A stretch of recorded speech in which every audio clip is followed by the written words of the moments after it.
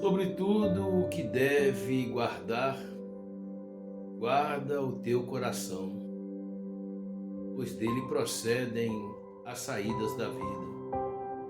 Provérbios, capítulo 9, versículo 23.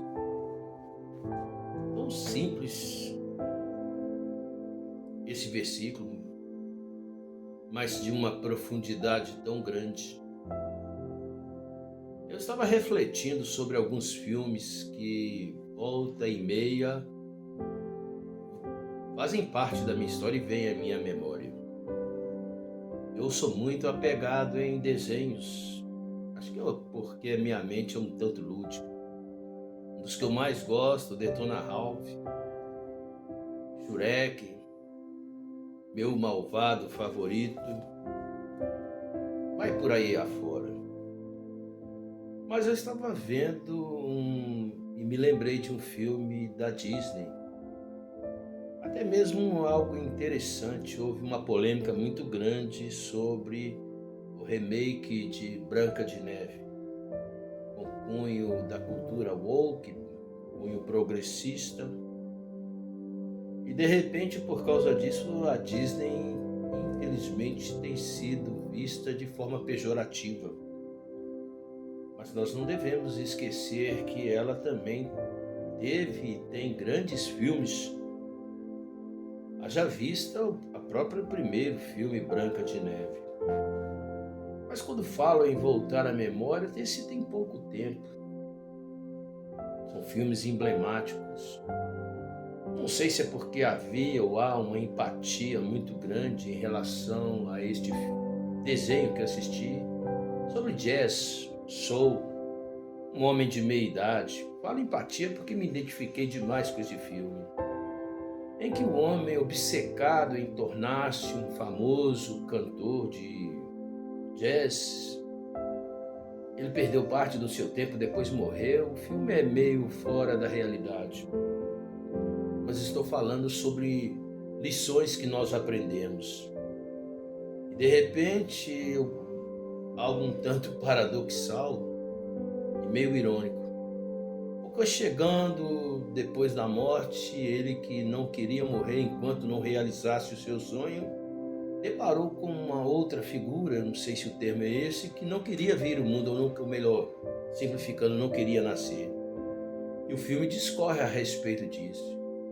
E no decorrer do filme ele foi percebendo que por causa de um sonho ele deixou de aproveitar as coisas tão simples da vida. Por que falo em empatia? Porque todos nós temos o nosso sonho. Engendramos nossos corações com sonhos. E quantas vezes nós nos esquecemos de viver a vida, viver o presente?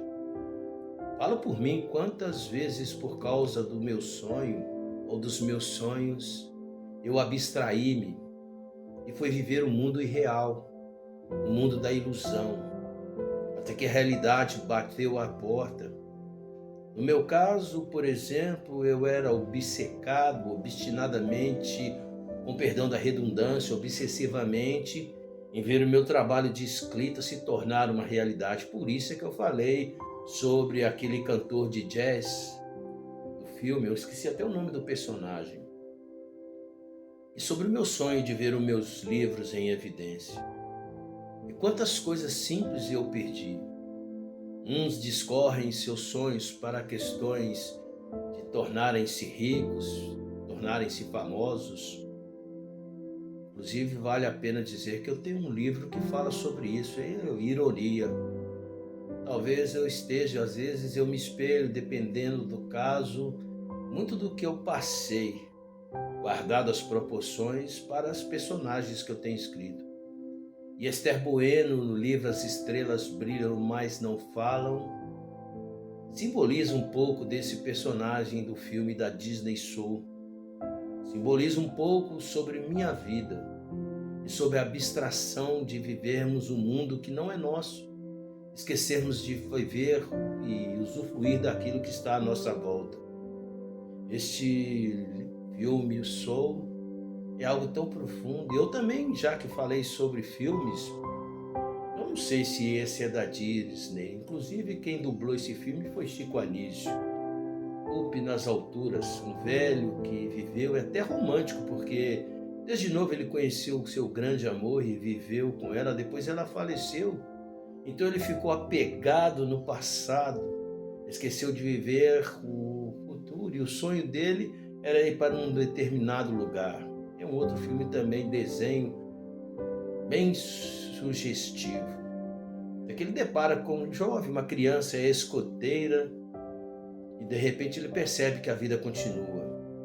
Vale a pena assistir tanto um como o outro. Mas o que fica nos nossos corações, no meu, depois que, como aquele personagem do Soul, que atingi já a meia-idade e já estou indo para o final da vida, só não digo que não valeu a pena, porque acima dos meus sonhos que se frustraram, é verdade, eu sempre tive algo maior do que isso, que é o amor que eu tenho por Deus. É como se eu colocasse os meus sonhos numa balança e de repente começasse a pesar, o pêndulo começasse a voltar para as decepções, para as frustrações, amores que eu tive que foram em vão, sonhos que eu tive que não se realizaram. E de repente tudo isso começou a pesar por demais na balança, até que veio um contrapeso chamado JC, ou seja, Jesus Cristo. Não precisava de eu ter me frustrado tanto, ter ramado tanto em vão, ter sonhado tanto em vão. Mas à medida que a vida foi passando, eu fui voltando-me mais para os preceitos deste livro, porque é a forma certa. Cada um tem uma maneira de acreditar. Eu me baseio a minha fé para que ela seja cognitiva, para que ela seja idônea nas Sagradas Escrituras. É onde eu conheço a Deus na simplicidade que Ele é. Por isso é que eu disse que sobre tudo que nós devemos guardar os nossos corações, como está escrito em Provérbios capítulo 4. Também no mesmo capítulo 4 de Provérbios, 3 versículo antes, versículo 18, que diz que a vereda do justo é como a luz da aurora que brilha mais e mais até ser dia claro. E aquele que busca, eu não digo que nós não devamos deixar de sonhar, de acreditar nos nossos sonhos, mas devemos colocar tudo nas mãos de Deus. Tem um outro provérbio que eu também sou maravilhado com ele, a duras penas eu aprendi essas coisas. Provérbios capítulo 16, que fala sobre nós apresentarmos ao Senhor as nossas obras, que do coração do homem são as preparações, mas a resposta vem da boca de Deus. Que nós devemos apresentar a Deus as nossas obras, ou seja, os nossos sonhos, os nossos ideais, que Ele estabelecerá os seus desígnios. Tem um salmo também maravilhoso, me parece que é o Salmo 37, que diz: agrada-te no Senhor, e Ele satisfará o que deseja o seu coração. E quando nós buscamos agradar a Deus, Ele vai esquadriando os nossos corações, nos direcionando ou redirecionando, como foi o meu caso. Eu não deixei de sonhar. Eu costumo dizer que eu sonho hoje com a cabeça nas nuvens, onde está o escabelo dos pés, onde estão os pés de Jesus, e com meus pés fincados no chão, ou seja, simplificando, com a cabeça nas nuvens, mas com os pés fincados no chão. com os pés sobre a rocha. Em um outro texto também, em Filipenses, tem algo profundo que Paulo, escrevendo aos Filipenses, no capítulo 3, ele diz o seguinte: olha, quanto a mim, não julgo que tenha alcançado, que seja perfeito, mas uma coisa eu faço, que é esquecendo das coisas que para trás ficam, buscando para as coisas que estão adiante. Eu prossigo para o alvo pelo prêmio da soberana vocação em Deus e em Cristo Jesus. Por isso devemos guardar os nossos corações em Deus. Se o seu sonho vai se tornar uma realidade, se o meu sonho se tornará uma realidade, eu não sei. Mas a partir do momento em que nós buscamos a Deus em primeiro lugar, nós amadurecemos o suficiente para contentar com o que nós temos de melhor, ou seja, parece um paradoxo, porque eu sou literalmente contra o egocentrismo, contra o eu. E arvoro essa bandeira porque o eu enterra o homem no humanismo. Mas o maior valor está em nós mesmos, em nossos corações.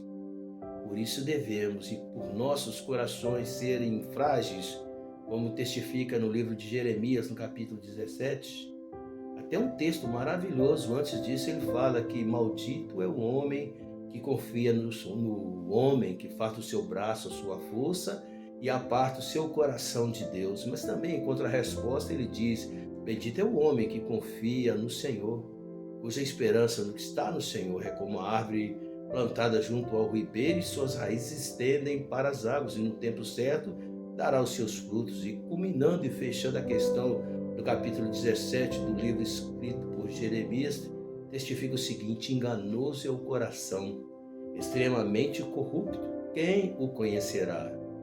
Deus, ele esquadrinha corações. E assim ele fez comigo, faz contigo. E aqueles sonhos que não vão se realizar ou que não estão de acordo, alinhado à vontade dele, simplesmente com o tempo desvanece e novos sonhos se começam. Se eu me tornarei um escritor conhecido, já não é relevante, muito embora o meu anseio não seja mais esse, mas para que o nome de Jesus seja glorificado através da minha vida, de todas as formas possíveis, desde um auxílio ao necessitado, principalmente na questão que tange aos missionários. Aí sim, lá está guardado o meu coração.